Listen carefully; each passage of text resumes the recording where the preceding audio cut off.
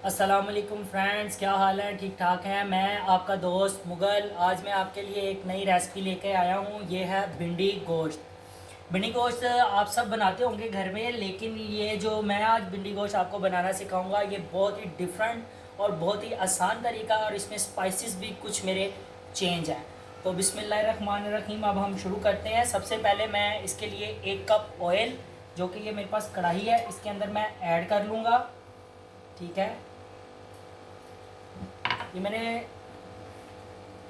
इसकी आंच थोड़ी सी तेज़ कर ली, हल्की आंच पे मैंने इसे चलाया हुआ था। अब ऑयल मेरा थोड़ी सा गर्म होगा, फिर उसके अंदर मैं इस भिंडी को ऐड करूँगा।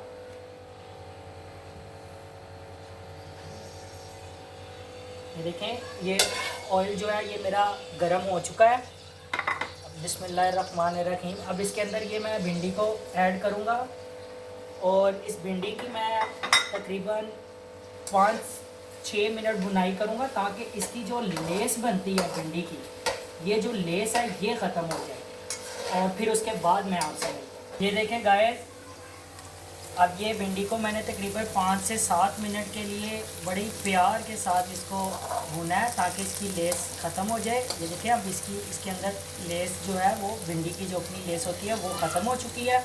अब मैं इस भिंडी को इस बॉल में निकाल लूँगा, फिर उसके बाद आपसे मिलता हूँ। ये देखिए गाइस, ये भिंडी मैंने जो फ्राई की थी ये मैंने निकाल ली है। ठीक है, ये मेरे पास 3 पाव भिंडी है। अब इसके अंदर ये आधा किलो प्याज थी, जिसको मैंने इस तरह से काट लिया था। अब जिस ऑयल में से मैंने भिंडी निकाली है, उसी ऑयल के अंदर इस प्याज को मैं बिस्मिल्लाहिर्रहमानिर्रहीम डालूँगा, और इसको लाइट ब्राउन कर लूँगा। फ्लेम थोड़ा सा तेज़ करूँगा, और इसी ऑयल के अंदर, जिस ऑयल में मैंने भिंडी को फ्राई किया था और फिर निकाल लिया था, उसी ऑयल में इसको मैं लाइट ब्राउन करूँगा। और इसमें लाइट ब्राउन इस तरह से करके फिर मैं आपसे मिलूँगा। ये देखिए गाइस, ये मैंने तकरीबन 6 से 7 मिनट इसकी अच्छे तरीके से बुनाई की है, और इसका कलर आप देख लें चेंज हो गया। ये कलर आना चाहिए, लाइट ब्राउन कलर। ठीक है, ये देखें बिल्कुल ये कलर। अब मैं क्या करूँगा, अब इस प्याज को भी मैं इसमें से शिफ्ट कर लूँगा, इसमें निकाल लूँगा। ठीक है, जैसे मैंने भिंडी फ्राई करके निकाली थी, इसी तरह ये मैं प्याज भी फ्राई करके अब निकाल लूँगा। ये देखिए गाइस, ये मैंने जो मेरे पास प्याज थी ये मैंने निकाल ली है। सिर्फ ये इतनी सी मैंने इसके अंदर ही रहने दी है। ठीक है, अब इसके अंदर जो है मैं ये चिकन ऐड करूँगा। 3 पाव मेरे पास चिकन था, और 3 पाव ही ये भिंडी थी जो मैंने पहले फ्राई किया, और इसके अंदर आधा किलो मैंने प्याज इस्तेमाल किया। अब इसकी थोड़ी सी भुनाई करूँगा, और इसके अंदर अब ये मैं 1 स्पून जो है अदरक लहसुन का, हाफ टेबल स्पून अदरक लहसुन का, ये मैं इसके अंदर ऐड कर दूँगा। ये ऐड करने का मकसद ये है कि जो गोश्त की जो स्मेल होती है, कच्चापन जो है वो ख़त्म हो जाएगा। इसके साथ गोश्त की जो स्मेल है वो बिल्कुल नहीं आएगी इस चिकन के अंदर से। ठीक है, अब मैं इसकी भुनाई करूँगा।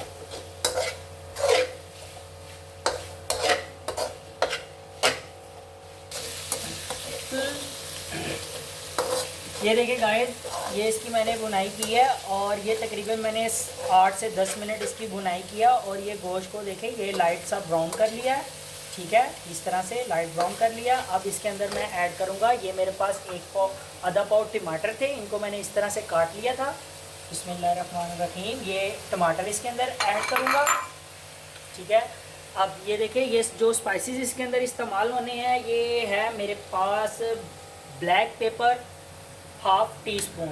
ठीक है, ये इसके अंदर ऐड करूँगा। उसके बाद ये है मेरे पास वाइट पेपर।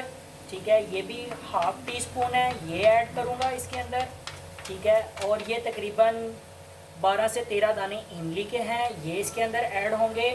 और ये है कश्मीरी मिर्च, रेड कश्मीरी मिर्च। इसकी रेसिपी में सबसे मेन चीज़ ये है, ये डिफरेंट है कि मैं आपसे शुरू में कहा था कि मैं जो आपको पकाना सिखाऊंगा वो डिफरेंट स्टाइल में होगा, डिफरेंट स्पाइसेस के साथ होगा। तो इसमें जो डिफरेंट स्पाइसेस है वो ये है रेड कश्मीरी मिर्च। ये मेरे पास 1 टेबल स्पून चम्मच है। ठीक है, और 1 टेबल स्पून ये मेरे पास पिसा धनिया है। ठीक है। और ये मेरे पास हाफ टी स्पून जो है ये अजवाइन और ज़ीरा, ठीक है। और ये नमक हस्बे ज़ायका आप इस्तेमाल कर सकते हैं, ठीक है। ये मैंने अपने हिसाब से डाला है, आप अपने हिसाब से डालेंगे। वैसे ये 1 टेबल स्पून है, मैं आपको एहतियातन बता दूँ जो मैंने ऐड किया। और ये तकरीबन 6 हैं साबुत मिर्चें, ठीक है। ये इसके अंदर ऐड कर दिया।